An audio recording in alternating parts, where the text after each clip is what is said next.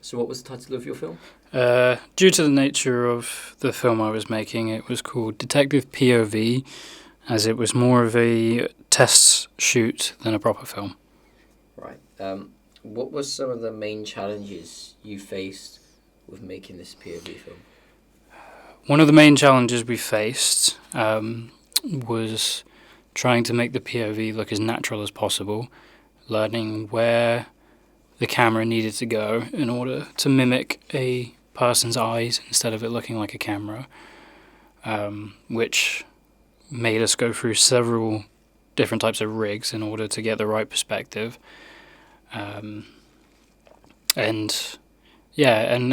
also making sure that everything we filmed, there was no shadows or reflections to show what I was wearing during the filming, as I didn't want to give away the illusion that it was a POV film. What was the first rig like? What was the original idea? So the first thing that we used was a car phone mount that I was essentially holding with my teeth. And it didn't work very well because obviously there was no stabilized motion to it because it was going all over the place. But it was a really good place to start because that's how we figured out that the closer it was to the mouth, the more it looked like the eyes. Because when we were looking online, a lot of it was on the forehead, but we could tell pretty quickly just from putting a camera, like our phones, to our forehead, it just didn't give you the right look. So, yeah, it was a terrible, but also kind of good place to start. I've tried with the GoPro bike. Have you seen the GoPro bike mounts?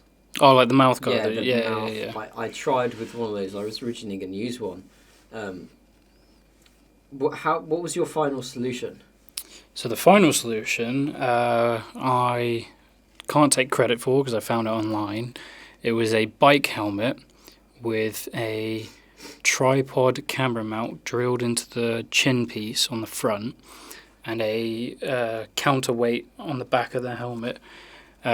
So I could use a proper DSLR kind of camera instead of a GoPro because for what I was trying to do, I really wanted to avoid the kind of like the fisheye look, and this was about 4 years ago as well. So the equipment I had access to was a bit different. But yeah, I didn't want it to look like a sports video or like a biking video. Like I really wanted to capture that POV thing that I was going for without relying too much on GoPros.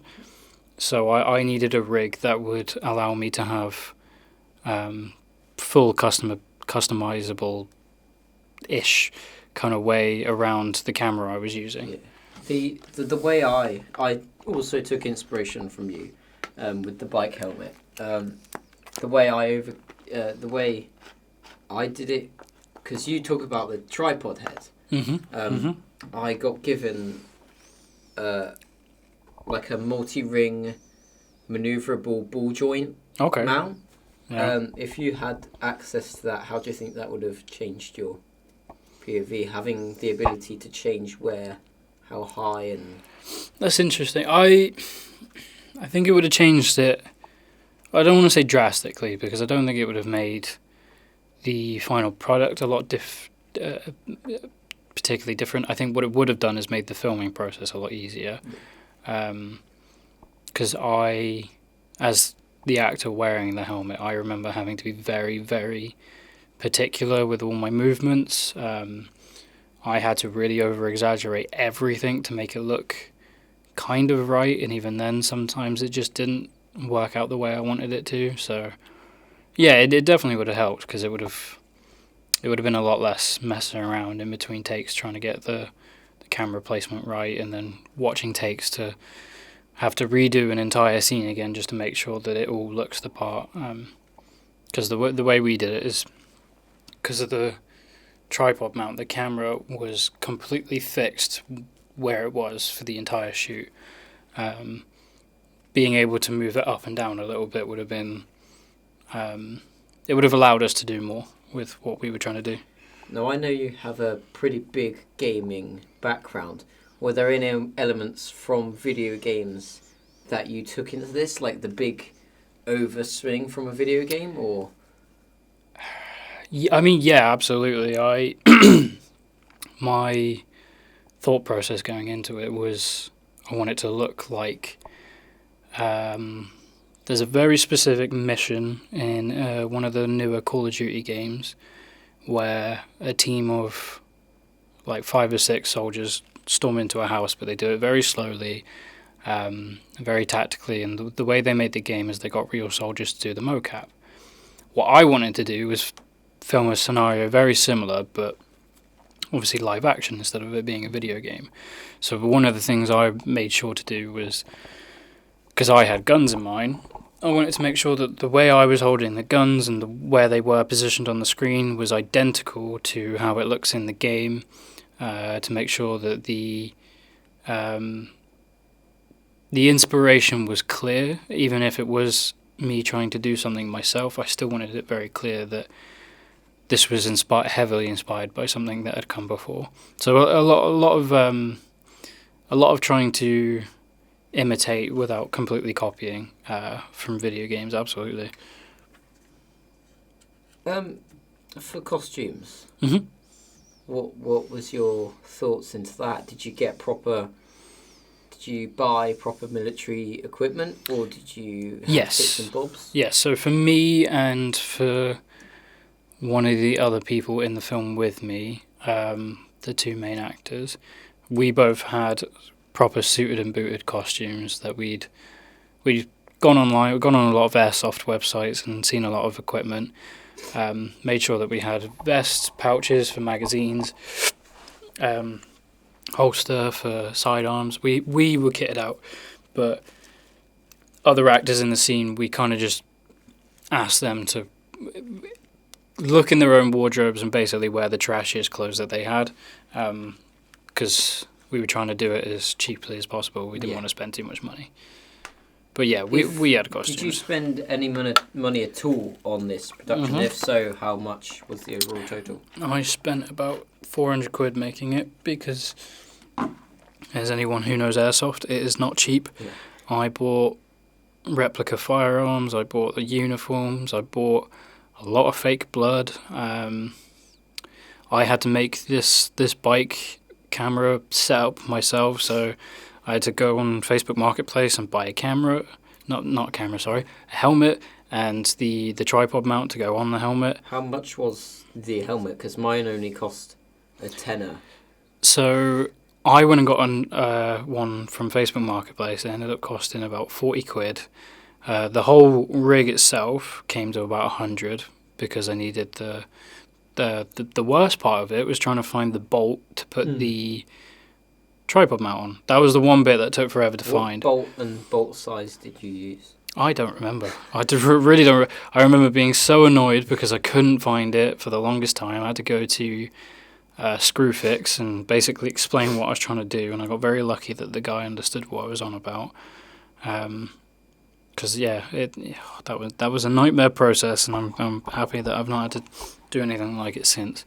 But yeah, the camera, tripod mount on the front and the weight on the back, that was 60 quid between the two of them. So yeah, it was about 400 quid in the end, because like I said, the replica stuff, it isn't cheap, and neither is the costumes and whatnot. So yeah, it definitely was made with a budget. Cuts, because I'm guessing you wanted to do the same thing as me and make this look as though it's all one take. Like no cuts. How did you do the cuts? Did you do invisible cuts, or did you just all do it as a one take wonder? So 90% of mine was a oneer. It was mostly beginning to end, no cuts. The only cuts that we did have were very strategically hidden. Anytime my character had a wall in front, or if they got punched, we'd make sure to have that couple of seconds of black that the screen would be overtaken by as a transition point. So when you watch the final product, when you watch the final product, it's completely seamless and you can't see the cuts at all. Because I didn't want to take anyone out of it, and cuts do that. Like, at the end of the day, like when you're making something like this, when you're trying to imitate eyeballs and POV, cuts are really crucial to avoid, because they kind of spoil the illusion. So going into it, I made sure that the priority was to keep cuts as minimal as possible. Now, I've heard you used Hardcore Henry as yes, some of your original inspiration. In Hardcore Henry, they used CGI to create invisible cuts. If you went back to recreate this film, would you try something like that, or no, would you just do the definitely same technique?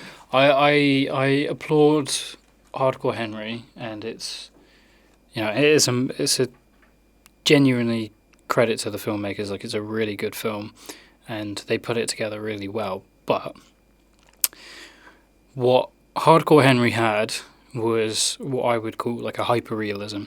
You know, the main character he's not exactly a realistic type of character to begin with. So a lot of when they need to cut in their film, it's because something over the top is already happening, for a lack of a better way of putting it. I wanted to simulate as realistic a film as possible.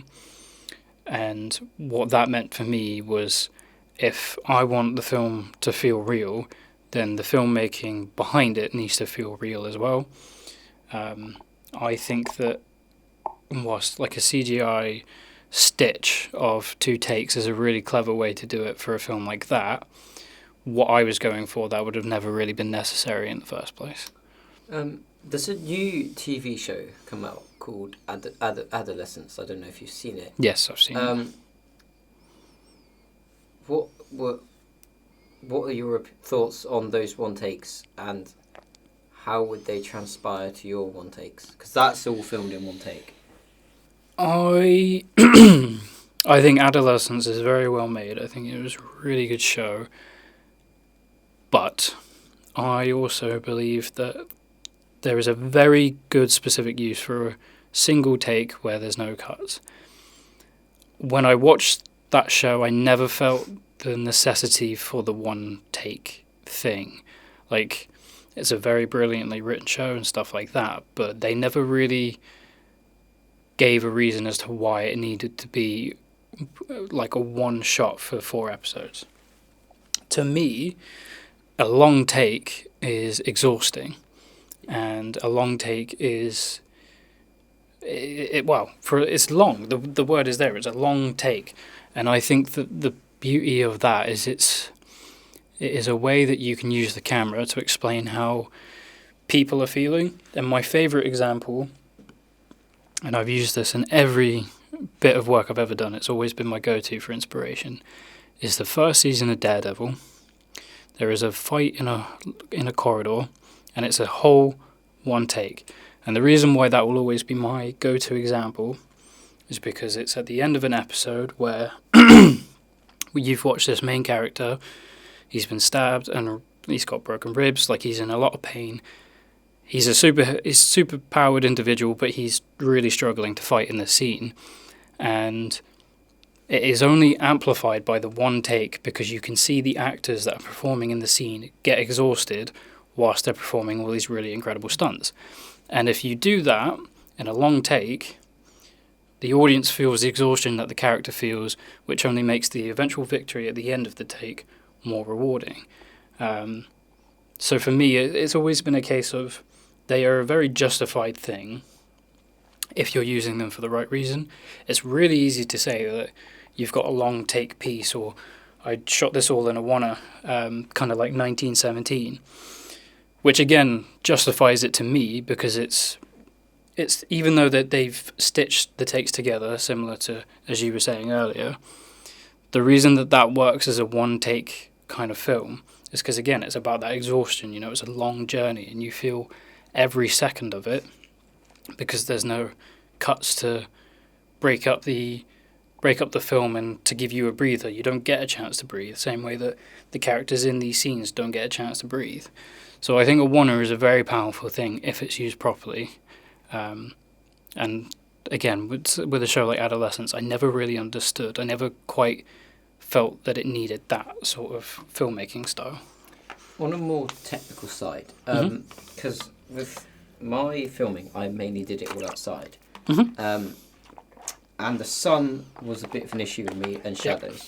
How did you overcome that? Did you film it inside? Did you film it outside? Was it 50-50? I filmed outside, but at night time, with I had wonderful people around me that were much better at lighting a scene than I ever will be. I had very carefully crafted lighting for any shots I did outside, and once filming inside, it was a lot easier to avoid those showers because where we filmed was very tight, and any shadows casted were always behind me. So it was anything we shot outside. It definitely took. I'd say it took about an hour for a very short amount of actual on-screen time because we had to get that lighting perfect. But once we were inside, it was a breeze. It wasn't really something we had to worry about anymore. You've talked about using weapons within this film. How did you deal with the lighting off of the muzzle flash of a weapon? So I spent a little bit of extra money when I was buying my airsoft replicas for what's essentially called a tracer unit. And in airsoft, what they do is that these tracer units, they light up the BBs as they're leaving the gun. So it looks like what they have in the real military, a tracer round, so you can see where the bullet's going. But there's a certain company that makes these tracer units with built-in smoke and built-in orange/yellow ambient light. So every time you shoot the gun, it makes the muzzle flash for you. And I bought a bunch of those so I wouldn't have to worry about doing it in post, because it's a very hard thing to replicate in After Effects, which I've been messing around with for a long time and I still can't 100% get it right. So I avoided that problem completely by just buying my way out of it. Did you do any post visual effects at all? Color grading, added some blood. There's no, obviously when you've got airsoft replicas, there's no bullet casings, so I added a bunch of those coming out of the gun every time it's shot. But I think that was about it. I didn't add a lot post because the POV perspective, it does a lot of the heavy work for you. For the in-person practical blood, how was that achieved? Did you have pre-rigs or pyrotechnics or? We had a water bottle and a tube and a hole in shirts, and that was the same for everyone. And every time someone got shot and they needed to bleed, they would just push their arm into the stomach, squeeze the bottle, and the blood would come flying out. And that was because I watched a 5-minute YouTube tutorial on how to do it. But I focused more on having blood afterwards to avoid making a mess on set. Because I was going to look into this. Sadly, I haven't had a chance to do this within my filming, but I was going to look into blood and film bloods, and came across this guy and he started talking about pyrotechnics and using explosions to create real blood splatter. Yeah, and it looks great and it's a very good effect, but when you're a student or just a young filmmaker, 9 times out of 10 you're either filming at your house or your mate's house and you don't want to get blood everywhere. Yeah. And somehow we're very lucky because of how young we are, but also because of how capable we are of using things like After Effects, because it does all the heavy lifting for you. And stuff like that's getting easier and easier to use as it goes on. And it'll never be as impactful as practical blood, it will never look as good, but it also saves a lot of time. What would be the key points you would change if you did it with today's technology? For instance, the camera I used, the DJI Osmo Action 5 Pro, it doesn't have as much of a warpage as GoPros do. What would you change about it if you filmed it today? I don't think anything would have changed. I think the filming process just would have been easier. I think that I mean, I'm very happy with what we accomplished, and I'm very happy with what I did. But I think, given the technology difference, the only thing that really changes is how easy it was to make. Like, it was a challenge getting the camera in the right place, and it was a challenge figuring out where my hands and my legs and, where I needed to be at all times. But honestly, the only thing that really was impacted by the technology was just how long certain things would take to set up. And having new equipment, it would be a smaller shoot. It wouldn't take as long. So I wouldn't have changed anything. I just would have managed to get it done a bit quicker. Final question before we wrap up.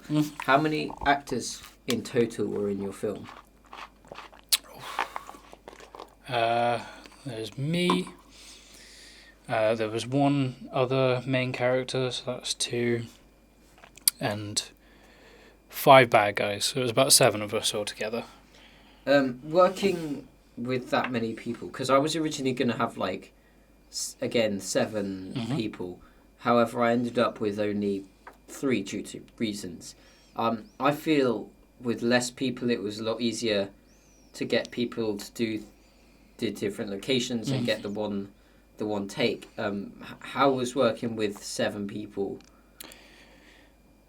I was very lucky because every single one of those was a very good friend. Everything I've ever made has been with good friends who are ready to just kind of, do what they need to do when they're asked to do it. A lot of them enjoy making stuff like that, so they're not in any mindset to try and make it a harder process than it needs to be. So, I mean, working with that many people is difficult. You've got a lot of moving parts, and especially when you're trying to do everything in one take, you've got to make sure everyone remembers what they have to do, even if they're sat around waiting for a good 5 minutes before they're even needed.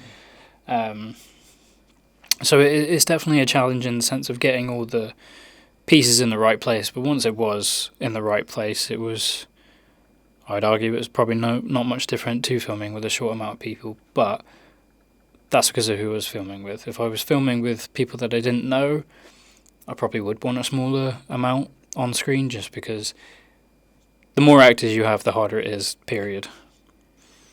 But I was very lucky. What was the biggest fail on set, or the funniest blooper, or biggest thing that went wrong? My best mate and my brother, who I love dearly, he was playing a soldier similar to how I was, and he's very in love with that sort of thing. He really likes that sort of. And he loves his airsoft, he loves Call of Duty, he loves all that stuff. So he's a very big fan of getting it done properly and trying to make it look as authentic as he possibly can without ever being trained how to do any of it. And he got the walk perfect. He had that very tactical, slow sort of walk, and he really, really nailed it.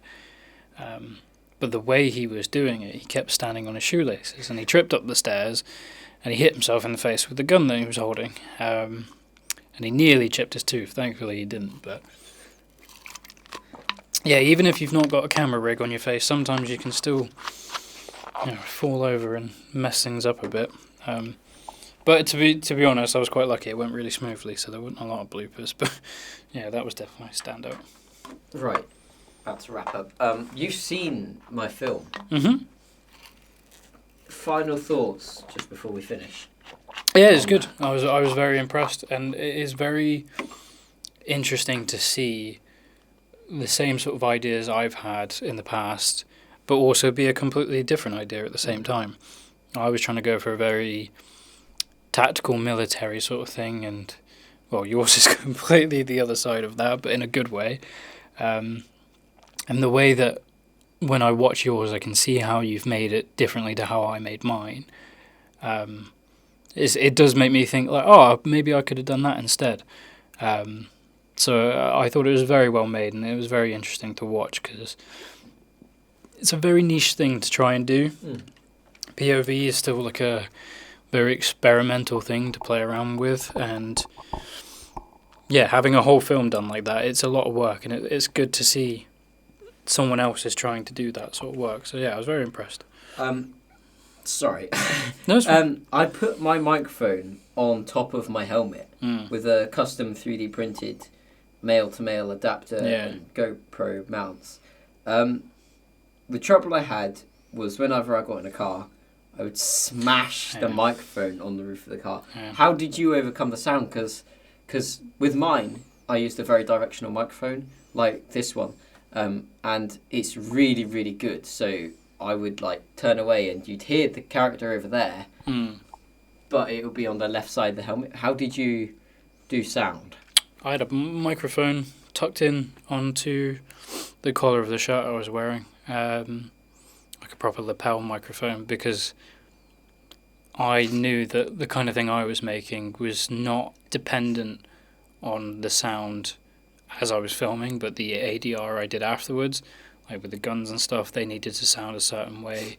I got a lot of screaming and like injury-based groans and moans from my bad guys, but I did it all in post, so the only audio I really captured on the day was anything my character was saying. Yeah. And I never really said a lot anyway. So my character, he doesn't say anything at all. Did your character say anything beneath the helmet, or? Yeah, mine, and the way we did it was because obviously my voice sounded muffled anyway because I had the helmet on.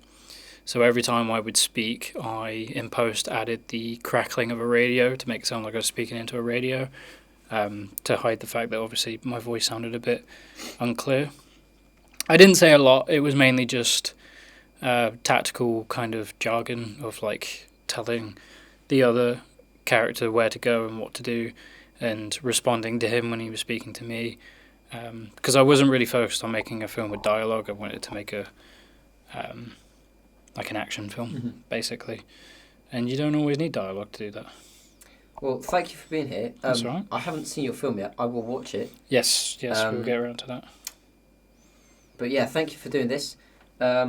Just can I have your name real quick? Full name. Sean Peter. Right, wonderful. Thank you.